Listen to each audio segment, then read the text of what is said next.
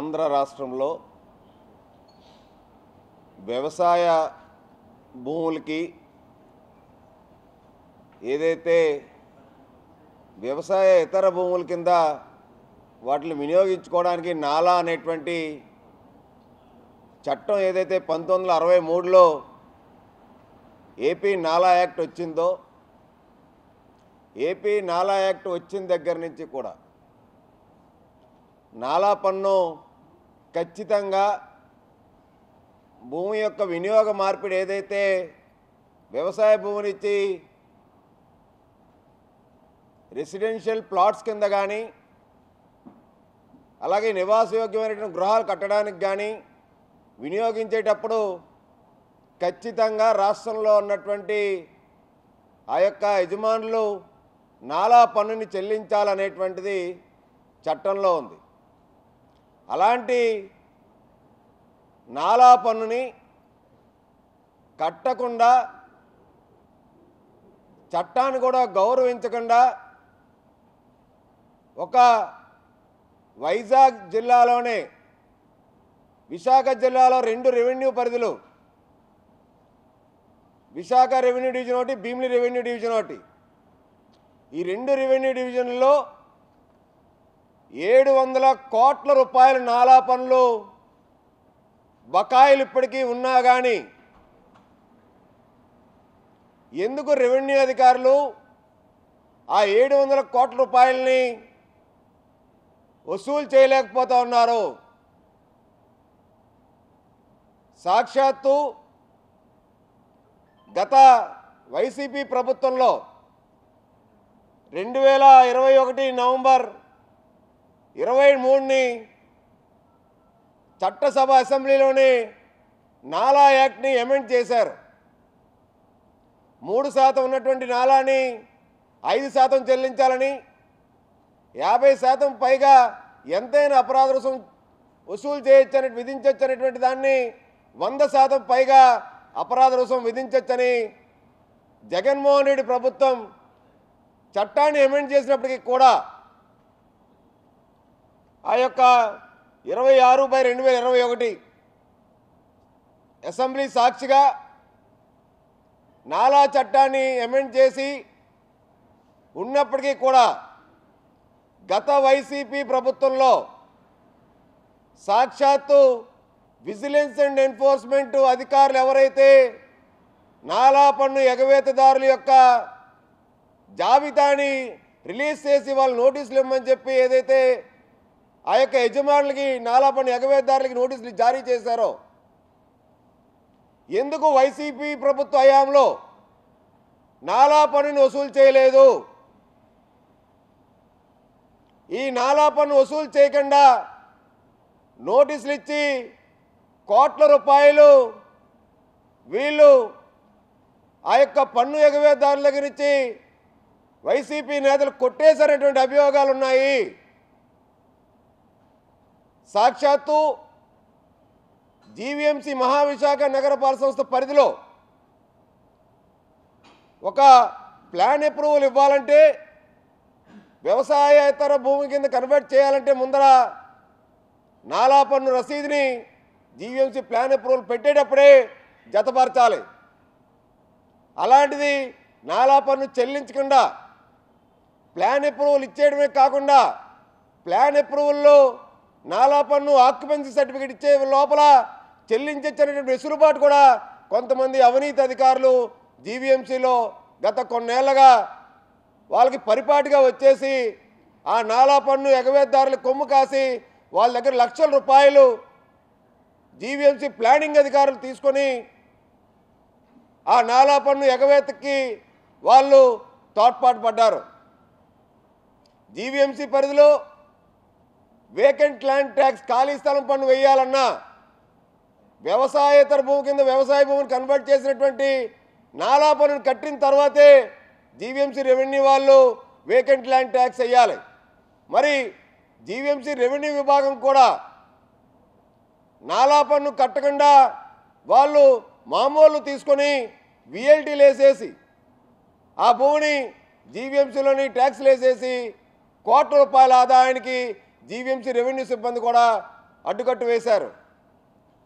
VMRDA గతంలో కూడా Visakha urban development authority, ఇప్పుడు విశాఖ మెట్రో రీజనల్ డెవలప్మెంట్ అథారిటీకి ఏదైతే అవతరించిందో, విఎంఆర్డీఏలో ఏదైనా ఎకరాల్లో లేఅవుట్ వేయాలంటే ఆ లేఅవుట్కి గాను ముందర వ్యవసాయ భూమిని వ్యవసాయేతర భూమి కింద కన్వర్ట్ చేయాలంటే నాలా పన్ను చెల్లించిన తర్వాతే విఎంఆర్డీఏ ప్లాన్ అప్రూవల్ ఇవ్వాలి.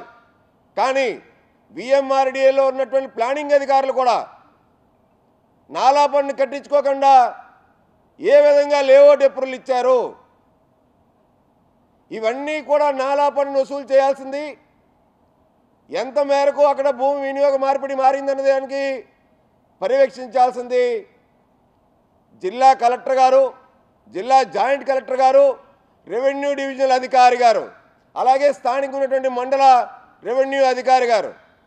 మరి మండల రెవెన్యూ అధికారులు భూ వినియోగ మార్పిడి నాలాని చెల్లించకుండా అక్కడ భూమిలో గృహ నిర్మాణాలు లేఅవుట్లు ఏర్పడుతూ ఉంటే, భారీ అంతస్తులు భవనాలు నిర్మిస్తూ ఉంటే ఎందుకు రెవెన్యూ అధికారులు నమ్మక నీరెత్తినట్టున్నారు? ఇన్ని వందల కోట్ల రూపాయల బకాయిలుంటే ఎందుకు కనీసం నోటీసులు ఇచ్చి వాళ్ళకి వందల కోట్ల రూపాయలు ఎందుకు వసూలు చేయలేకపోయారు? కేవలం విశాఖ రెవెన్యూ డివిజన్లో ఒక్క గాజువాక మండల రెవెన్యూ పరిధిలో 62 కోట్ల రూపాయలు నాలా బకాయిలు ఉన్నాయి.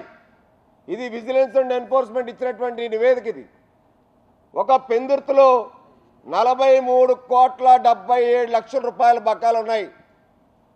భీమిలి రెవెన్యూ డివిజన్ ఏదైతే ఆనందపురం మండల రెవెన్యూ పరిధిలో 88 కోట్ల 71 లక్షల బకాయిలు ఉన్నాయి.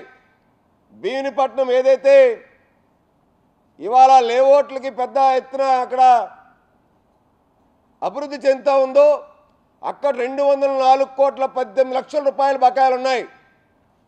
విశాఖ రూరల్ చెనగదలి మండల రూరల్ పరిధిలో 307 కోట్ల 47 లక్షల రూపాయలు బకాయిలు ఉన్నాయి. పద్మనాభంకి వచ్చేసరికి 2 కోట్ల 66 లక్షల బకాయిలు పెండింగ్ ఉన్నాయి.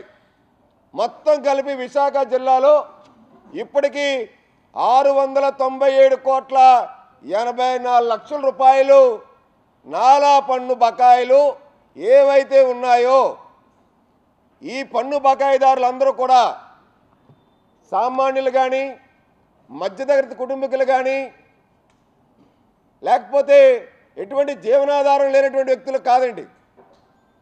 బడా బాబులు ఉన్నారు దీంట్లో. బడా కంపెనీలు చెందినటువంటి బడా బాబులు ఎవరైతే పెద్దలుగా చలామణి అవుతుంటూ వందల కోట్ల రూపాయల వ్యాపారం చేస్తున్నారో వాళ్ళు ప్రభుత్వానికి కట్టాల్సినటువంటి నాలా డబ్బులు కట్టకుండా రెవెన్యూ అధికారుల్ని, జీవీఎంసీ అధికారుల్ని, అలాగే లేఅవుట్లు వేస్తే విఎంఆర్డీఏలు ఉన్నటువంటి అధికారుల్ని మామూలు ఇచ్చి వాళ్ళ నోర్లు మోయించి నాలా పన్ను ఎగవేత చేస్తూ ఉన్నారంటే ఏ స్థాయికి వీళ్ళు బరి తెగించున్నారో దీన్ని బట్టి అర్థమవుతూ ఉంది. కూటమి ప్రభుత్వం వచ్చిన తర్వాత కూడా ఇప్పటికీ కొంతమంది అధికారులకి ఇంకా వైసీపీ వాసన ఇంకా పోలేదు. ఇంకా నాలా ఎగవేతదారుల్లో అత్యధికంగా ఉన్నది వైసీపీ నేతలే. సాక్షాత్తు దానికి ఉదాహరణ చెప్తా ఉన్నాను నేను. విశాఖ మాజీ ఎంపీ ఎంబీబీ కోర్మన్పాలెంలో ఏదైతే భారీ బహుళంతస్తుల భవనం నిర్మించారో 9.5 ఎకరాలు లేఅవుట్కి గాను 9.5 ఎకరాల్లో ప్రాజెక్ట్ వేశారు. కానీ ఇక్కడ ఎంబీవీ ప్రేమతో 7 ఎకరాలకే MBV and MK housing MBV సత్యనారాయణకి సర్వే నెంబర్ 58, 59కి 7 ఎకరాలకు గాను 7,45,36,000 రూపాయలు బకాయి ఉంది. ఇంకా 2 ఎకరాలకి నాలా ఏనే లేదు. ఎంబీవీ మీద ప్రేమ చింత చచ్చిన పులుపు చావలేదు అనేటటువంటి విధంగా ప్రభుత్వం మారిన ఈ ఎంబీవీకి జీవీఎంసీ వాళ్ళు అధికారులు అత్యంత దారుణంగా అదే వెంచర్కి ఎంబీవీ అండ్ హౌసింగ్ ప్లానింగ్కి క్లియర్గా నోట్ షీట్లో ప్లాన్ ఇచ్చేటప్పుడు మెన్షన్ చేశారు. నాలా ఖచ్చితంగా applicant has submitted undertaking that he shall pay the nala charges before occupancy that will apply for occupancy only for after submitting of its proof. అంటే నాలా రసీదు కట్టిన తర్వాతే ఆక్యుపెన్సీ సర్టిఫికెట్ ఇవ్వాలని చెప్పి సాక్షాత్తు అప్పటి కమిషనర్ హరినారాయణ గారు జీవీఎంసీ కమిషనర్ ఉండేటప్పుడు నాలా డబ్బులు చెల్లించాలని చెప్పి మరి జీవీఎంసీ ప్లాన్లో షార్ట్ ఫాల్లో మెన్షన్ చేస్తే అడ్డగోలుగా ప్రభుత్వం ఉందని చెప్పి ఆక్యుపెన్సీ సర్టిఫికెట్లు ఇచ్చేశారు నాలా డబ్బులు కట్టకుండా ఎంవీవీకి. అంటే 10 కోట్ల రూపాయలు నాలా డబ్బులు బకాయి ఉన్నా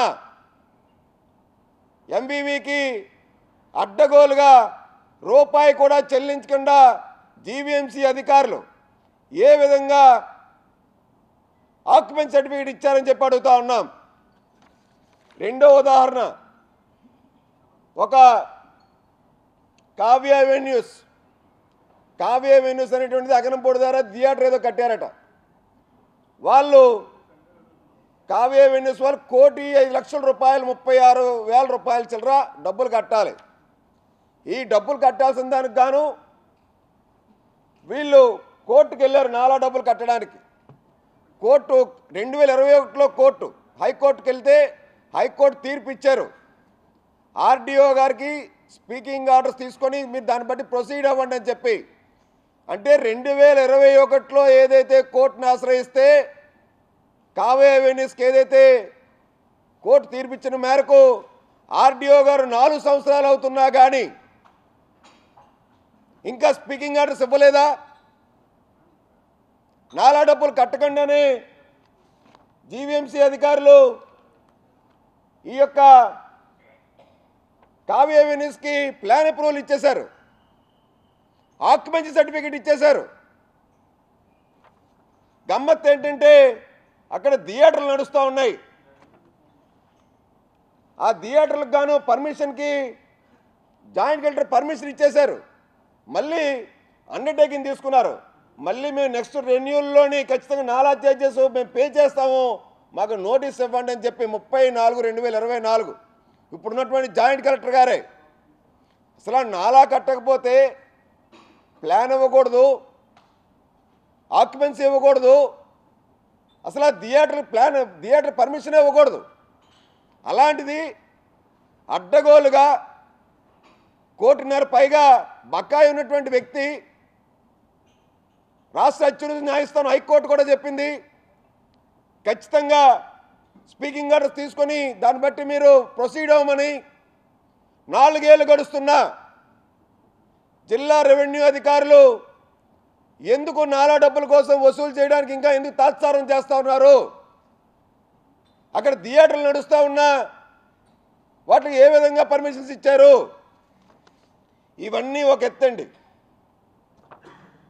అసలు నాలా డబ్బులు కట్టకుండా నాలా పన్ను చెల్లించకుండా ఎవరైతే ఉన్నారో ఎగవేద్దారులు వాళ్ళకి రెవెన్యూ రికవరీ యాక్ట్ ఉంది.